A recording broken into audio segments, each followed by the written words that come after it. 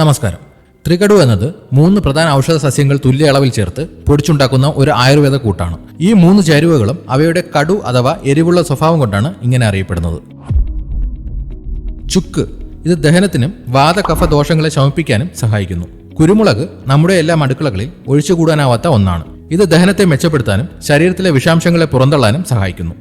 തിപ്പലി കുരുമുളകിനോട് സാമ്യമുള്ളതും എന്നാൽ കൂടുതൽ തീവ്രമായ ഗുണങ്ങളുമുള്ള ഒരു സസ്യമാണിത്. ഇത് ശ്വാസകോശ സംബന്ധമായ പ്രശ്നങ്ങളെ കുറയ്ക്കാൻ സഹായിക്കും. ഈ 3 ചേരുവകളും ചേരുമ്പോൾ അവയുടെ ഗുണങ്ങൾ വർദ്ധിക്കുകയും പരസ്പരം ശക്തിപ്പെടുത്തുകയും ചെയ്യുന്നു. എന്താണ് ത്രികടുവിന്റെ പ്രധാന ഗുണങ്ങൾ എന്ന് നോക്കാം. ത്രികടുവിന്റെ ഏറ്റവും പ്രധാനപ്പെട്ട ഗുണങ്ങളിൽ ഒന്നാണ് ദഹനശേഷി മെച്ചപ്പെടുത്തുക. ഇത് ദഹനത്തെ ഉത്തേജിപ്പിക്കുകയും ആഹാരം എളുപ്പത്തിൽ ദഹിക്കാൻ സഹായിക്കുകയും ചെയ്യുന്നു. അജീർണം, ഗ്യാസ്, വയറുവേദന എന്നിവ കുറയ്ക്കാൻ ഇത് സഹായിക്കും. ഇത് മെറ്റബോളിസം വർദ്ധിപ്പിക്കുകയും ഇത് ശരീരത്തിലെ കൊഴുപ്പ് കുറയ്ക്കാനും ശരീരഭാരം നിയന്ത്രിക്കാനും സഹായിക്കും. ചുമ, ജലദോഷം, ആസ്മ, സൈനസൈറ്റിസ് തുടങ്ങിയ കഫദോഷ സംബന്ധമായ പ്രശ്നങ്ങൾക്ക് ത്രികടു വളരെ നല്ലതാണ്.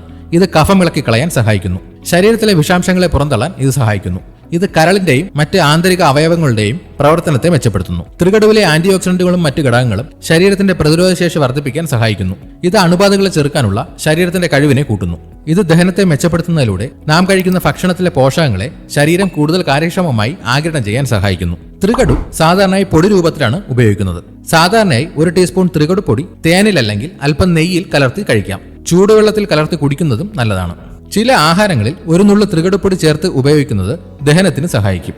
ത്രികടുവിന് ചൂടുള്ള സ്വഭാവമാണ് ഉള്ളത്. അതിനാൽ പിത്തപ്രകൃതി ഉള്ളവരും വയറിലെ അൾസർ, അസിഡിറ്റി പോലുള്ള പ്രശ്നങ്ങൾ ഉള്ളവരും ഇത് ഉപയോഗിക്കുമ്പോൾ ശ്രദ്ധിക്കണം. ഗർഭിണികളും മുലയൂട്ടുന്ന അമ്മമാരും ഇത് ഒഴിവാക്കുന്നതാണ് നല്ലത്. ഇതുപോലെയുള്ള ഹെൽത്ത് ടിപ്സിനായി ഈ ചാനൽ ഇപ്പോൾ തന്നെ സബ്സ്ക്രൈബ് ചെയ്യുക.